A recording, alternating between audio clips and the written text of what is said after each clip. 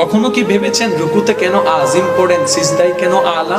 কখনো কি একবার ভেবেছেন হাত বাঁধার সময় আল্লাহু আকবার, রুকুতে যাওয়ার সময় আল্লাহু আকবার, সিজদায় যাওয়ার সময় আল্লাহু আকবার, বৈঠকের সময় আল্লাহু আকবার, রুকু থেকে ওঠার সময় কেন সামি আল্লাহ বলতে হয়? এটা কখনো ভাবার আমাদের টাইম? যার কারণে নামাজ পড়েছি পাটপারি কমে নাই। রব বলছেন as-salatu তানহা আনিল ফাহশাই ওয়াল মুনকার। আমি রব ফাইনাল ঘোষণা দিলাম, যার কাছে নামাজ থাকবে সে কখনো বাটপার হতে পারে না। বাস্তব চিত্রে দেখলাম নামাজি আছে, সুদুদি কমে নাই, নামাজি আছে, বাটপারি কমে নাই, নামাজি আছে, জায়গা দখলকারী কমে নাই। তাহলে আল্লাহর কথা তো মিথ্যা হয়ে গেল। রব বলে আমার কথা মিথ্যা নয়, তোমাদের ভিতর রেজাল্ট। তাহলে আপনি কি চান 10 জনের মতো হতে? আপনাকে তো পাল্টাতে হবে না।